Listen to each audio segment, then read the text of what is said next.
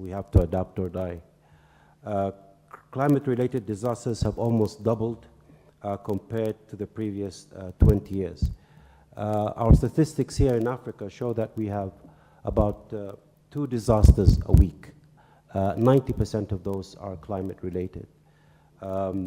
These disasters are not necessarily the ones you see appallingly featured on screens, but they are often small, recurrent disasters that affect the livelihoods of communities at the local level.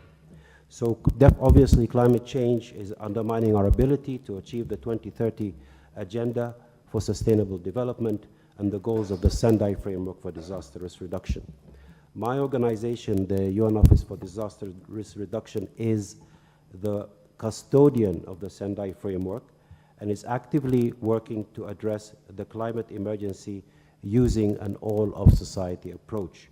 The Sendai Framework specifically asks national parliaments to advocate with their governments to support the creation of national resilience mechanisms and strengthen disaster risk reduction and prevention through investments in risk reduction strategies. More recently, earlier this year, there was a midterm review that was conducted of the Sendai Framework for Disaster Risk Reduction, and it identified course corrections to address the systemic nature of risk. In other words, it underlines the interconnected nature of risk, and that we cannot deal with hazards or disasters in silos, but in a multi-hazard approach. Dealing with the systemic nature of risk, the midterm review of the Sendai Framework also showed that it's very important to develop multi-hazard early warning systems and increase global access to disaster data. It also highlighted the importance of engaging legislators to enhance both legal frameworks for disaster risk reduction and ensure that there are resources to back them. Moving forward, my office will promote the scaling up of global efforts to enhance national and local capacities and policies to avert and minimize loss and damage. UNDRR is the co-lead, as the moderator mentioned, of the Early Warnings for All global initiative, which calls for everyone on Earth to be protected from hazardous weather and climate-related events by 2027. In this regard, I have to mention that a number of early warning situation centers have been set up at the regional level and sub-regional level, at the African Union level, here in Nairobi at the ICPAC Climate Center, as well as in West Africa at the ECOWAS Center. So the progress is being made in that regard. So UNDR is also promoting the scaling up of what is called the comprehensive risk management approach. Comprehensive risk management assists governments in pursuing integrated approaches, and importantly, by breaking artificial institutional silos between disaster risk reduction and climate change adaptation. This is critical for development planning and should be integrated across both national and local DR strategies and national adaptation plans. So with this in mind, the Sendai Framework does urge parliamentarians to prioritize climate action through the comprehensive risk management approach, not only to create policy, but also to allocate resources to ensure governments are well prepared to reduce risks. This includes the introduction of new or revised DRR legislation, the development of national and local strategies, and I understand that this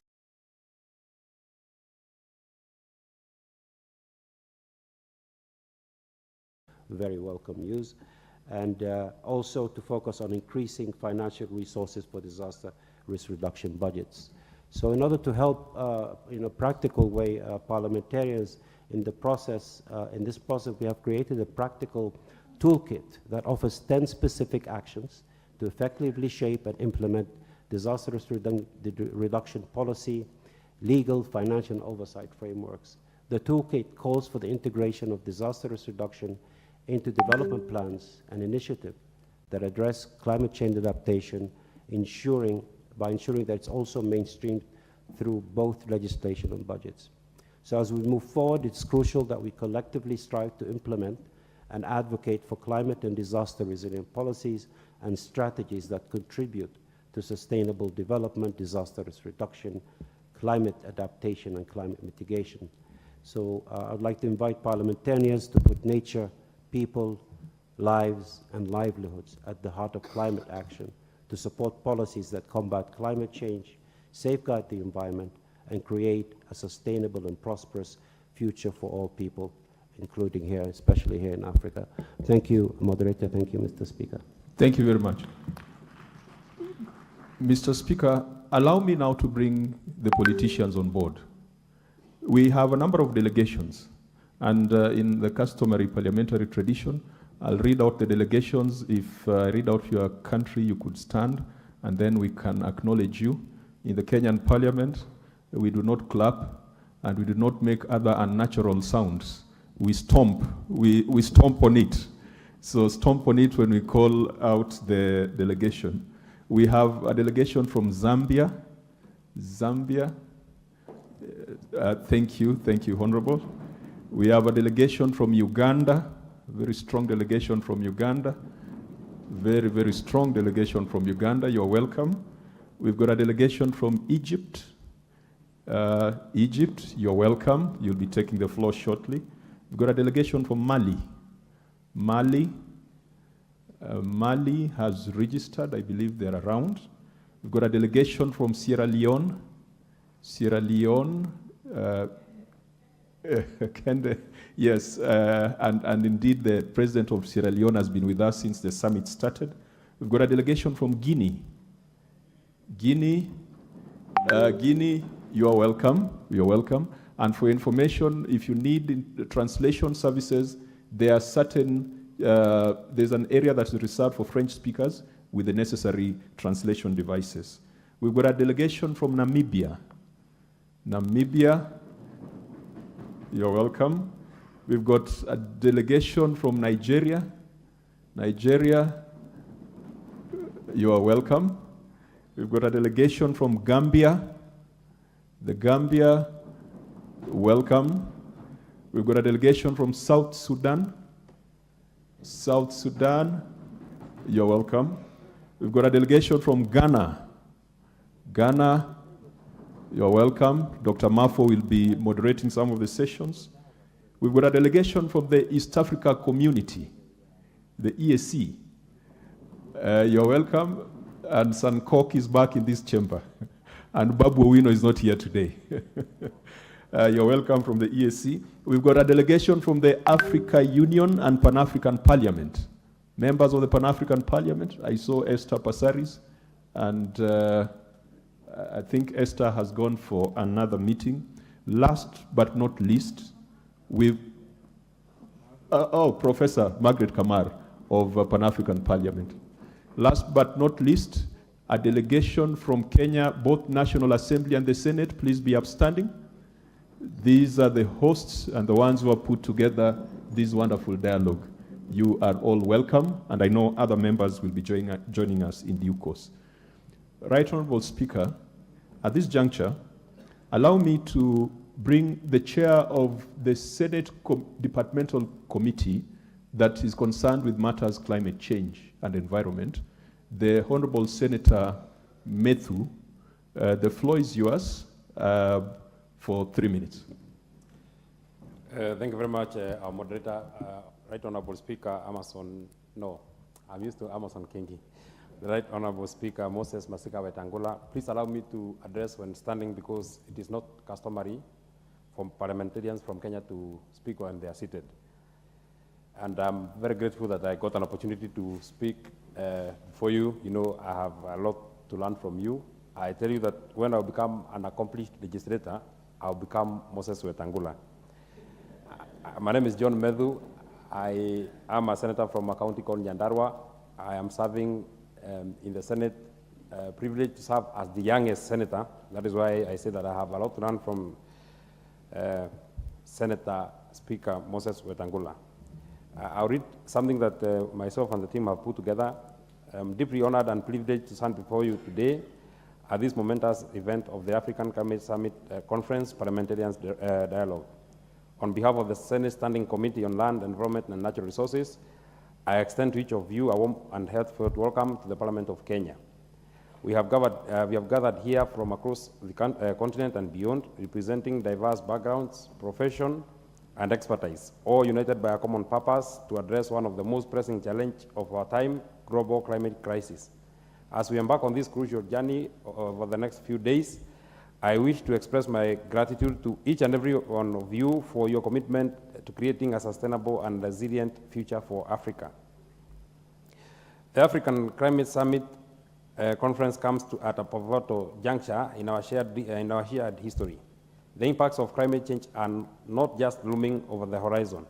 They are affecting us now with devastating consequences for our ecosystems, economies, and the welfare and well-being of our communities. It is urgent to call for action that we cannot afford to ignore. Our gathering here signifies our collective determination to address these challenges head-on. Over the course of this conference, we will engage in thoughtful discussions, share innovative solutions, and forge partnerships that will pave way for a more sustainable and climate-resilient Africa. The issues before us are complex, but we are equipped with the requisite expertise and determination to find solutions. I want to acknowledge the invaluable contributions of all the experts, policymakers, activists, scientists, and advocates who have devoted their time and energy to shaping the agenda of this conference. Your dedication and passion inspires us all. Mr. Speaker, sir, listening to the commitments that were made by the head of state and governments at the summit yesterday, Africa has a moment of exploiting and seizing the opportunity for an African-led solution on climate change. As parliamentarians, therefore, we must stand up for our people. We must stand up for our continent. Resources must follow the intent shown by the heads of state and governments, and this would need the collective effort of all of us seated here today. The chair of the session mentioned that we need to do the laws that will follow the intent that was shown by the in the summit. Policies must align to the declarations that are made in this particular summit, and we are able to deal with the policies. I would like to challenge you, my fellow parliamentarians, to pursue the route of bringing up to date your respective climate change acts in your countries, so as to assist in dealing with the current challenges that we are facing and dealing with the climate change and its mitigation.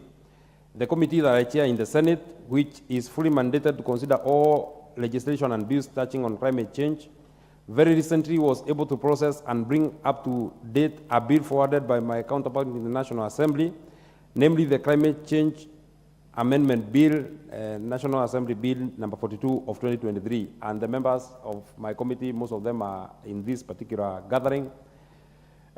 Honorable Speaker, you appreciate that the members of the Senate the members of that particular committee had less than 5 days to conclude their business, and they put their foot forward. I'm very proud of the members of the Standing Committee on Land, Environment and Natural Resources of the Senate that I chair. The bill which I urge you to emulate and made amendments to the existing Climate Change Act to ensure that we regulate carbon markets, align with international commitments, engage a broader range of stakeholders, and support Kenya's emission reduction goals. We are available for support to ensure that we are on the same page as a continent for Africa, and I'm happy that we are engaging with chairs of other parliaments who are here. I've had a conversation with the delegation from South Sudan on what we can be able to do so that we share experiences. In the spirit of inclusivity, let us remember that the effects of climate change know no borders and affect all people, regardless of their background or circumstances. We must prioritize equity and justice in our discussions and actions, ensuring that the most vulnerable amongst us are not left behind by ensuring effective public participation. Ladies and gentlemen, as we embark on this journey together, let us remember the road ahead may be challenging, but it's not insurmountable. Our collective efforts can and will make a difference. Let this conference be a turning point in our fight against climate change, and let us emerge from it with renewed hope and a clear roadmap for a sustainable and prosperous future for Africa. I thank you all very much. Thank you, Senator Methu. Kenya has a bicameral parliamentary system. the chair of the Standing Committee on Matters, Climate Change and Environment in the National Assembly, in whose chambers we are today, is a Honorable David Gikaria. We call him Geeks. He's a prolific footballer. Gikaria, the floor is yours for 3 minutes.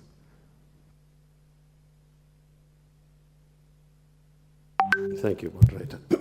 Sorry. Honorable Speaker, moderator, my colleagues, members of Parliament, ladies and gentlemen, my name is Gikaria David. I represent a constituency called Nakuru Town East in Nakuru County, and I'm privileged to be chairing the committee that is known as Environment, Climate Change, Forestry and Mining in the National Assembly. Honorable Speaker, allow me just to recognize a few members of my committee who are here. Please, let's stand. The members of the, thank you very much. We have Fatuma Masito, County Women Rep, Kwale, Gertrude Mbeyu, Women Rep, Kilifi, and of course, Mheshimiwa Joseph Emathe from Turkana Central. Thank you, Honorable Speaker. Climate change is no longer a reserve of the academia, and it is now self-evident in rising sea levels and predictable weather patterns, higher temperatures, wildfires, deserts, encroachment, water scarcity, food insecurity, and the list goes on and on.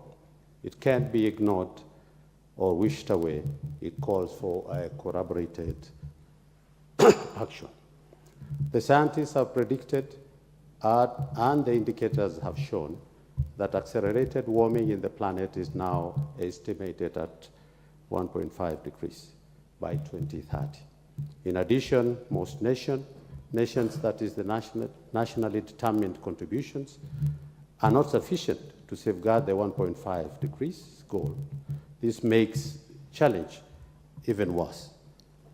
And Honorable Speaker, you remember since independence in this country, we have had the worst drought that affected this country in so many different ways, where we lost, so many people lost their economic earnings.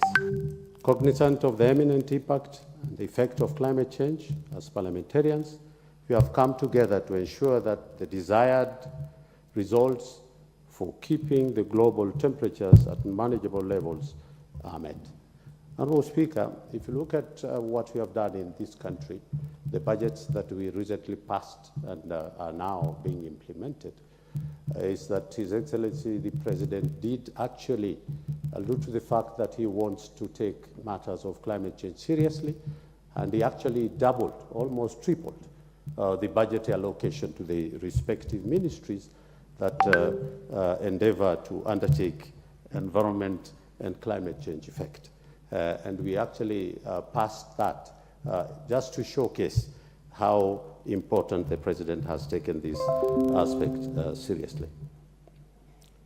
We have come out clearly as legislators and departmental committee, whose role is to midwife legislative disclosure on matters of climate action, to reach out to the relevant ministries, experts, academia, shareholders, and our robust technical team of Secretariat. Honorable Speaker, we have a very good Secretariat that you have given to our committee, full of researchers, experts, legal experts on matters of environment, who do assist the committee to reach out on very informed decisions. This is because of the desire to have evidence-backed decision-making, as the role of science, data, and information in this fight can't be gainsaid. Honorable Speaker, as a committee, and the President has come out very clearly saying that this aspect of the way he will be working is no longer guesswork. It is determined, it is predictable through science, data, and information. As we think globally, I urge all of us to act local and the face of our the continent. excluded from the onset and through the processes. Honorable Speaker, most of the decisions that are done in big hotels, in big conferences, are only implemented at the grassroots. So it's important for us to consider the awareness at the grassroots level. And my committee, through the budgetary provisions that we gave, did add almost 100 million for the ministry to be able to go out there to the public and make aware of the laws that we have and the effect of climate change and their action so that we can be able to improve on this. At the peak of this climate issue is our president, who is the chair of the Climate Change Council of this country. But we did, the president appointed the council members and they were approved in Parliament. Unfortunately, because of a lot of litigation, the council has not started working. And this is a very key council that will address and take charge most about these climate change issues. Today, as we speak, the African continent, as legislators, we look on our mandate and roles of legislation, oversight, representation, and the budget-making process. Let us fit our purpose to the roles of the people in the climate action agenda. By so doing, ensure it's very successful. As I conclude, Honorable Speaker, we must keep reminding each other that with the courage to begin and the discipline to stay the course, victory becomes a matter of time. Thank you, Honorable Speaker. Thank you, Honorable Gikaria. As you said, we act local and include the excluded. The Malawi delegation is present. I had excluded them, and I want to include the excluded. Malawi feel welcome. I think it's also noteworthy to recognize the United Nations Environment Program, UNEP. They are here. Please be upstanding, UNEP delegation. UNEP delegation. The UNEP is resident in Kenya, and you should be part of our activities here at the National Parliament. Conrad Adenua Stifter. Conrad Adenua. Anja Beretta is leading a strong delegation, and Anja will be moderating some of the sessions. Allow me, honorable members, to bring Jacqueline Amongin, member of the East Africa Legislative Assembly and the chair of the Africa Parliamentarian Network on Climate Action. Jackie, the floor is yours for 3 minutes.